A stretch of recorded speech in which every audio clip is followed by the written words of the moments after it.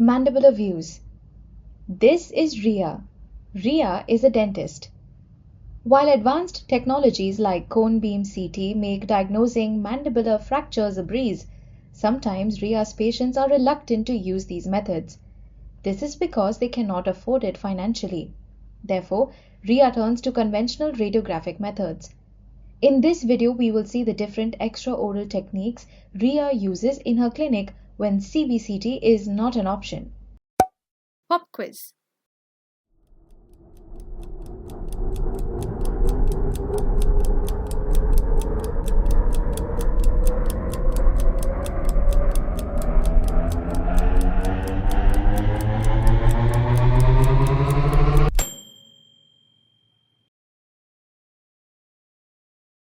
Depending on the needs of the patient, there are 4 types of mandibular radiographic views. These are the PA mandible view, lateral oblique view of the anterior body of the mandible, lateral oblique view of the posterior body of the mandible, and lateral oblique view for the ramus of the mandible.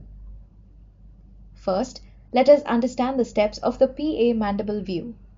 The patient stands with his head in contact with an extraoral film cassette. The cassette is positioned vertically using a cassette holding device, ensuring it's perpendicular to the floor. The patient is positioned so that the sagittal plane is vertical and perpendicular to the film. He tilts his head downwards until the forehead and nose touch the film, with the lips centered on it. This establishes a horizontal radiographic baseline that's also perpendicular to the film.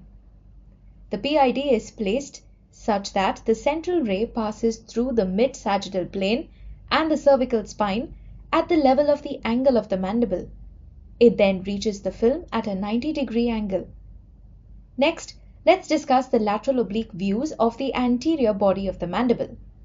To capture this view, the cassette is placed flat against the patient's cheek, ensuring it is centered over the body of the mandible, specifically around the canine teeth. The patient holds the cassette in position by placing their thumb under the edge and palm against the outer surface of the cassette. His head is adjusted so that the alar tragus line is parallel to the floor. Additionally, the patient slightly protrudes his mandible to separate it from the spinal column for a clearer image. The inferior border of the cassette is parallel and slightly below the lower border of the mandible. The patient's head is then tilted 5 degrees from the vertical and rotated 30 degrees from the true lateral position. The X-ray source is positioned 2 cm below the angle of the mandible, opposite to the side of interest, with a vertical angulation of -10 to -15 degrees. The central ray passes through the center of the anterior body and is perpendicular to the horizontal plane of the film.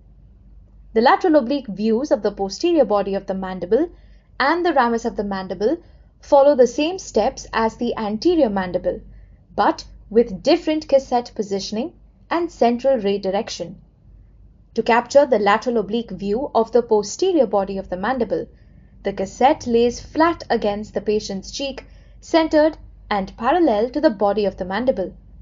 The X-ray beam is centered on the body of the mandible. In the case of a lateral oblique view of the ramus of the mandible, the cassette is centered over the ramus and the central ray angulates from 2 cm below the angle of the opposite mandible to a point behind its third molar. The beam is centered on the ramus. Following these steps for all the mandibular views will ensure a clear and informative view of the lower jaw. We have now come to the end of this video. We leave you with the table of structures visible in these views. Feel free to take a screenshot.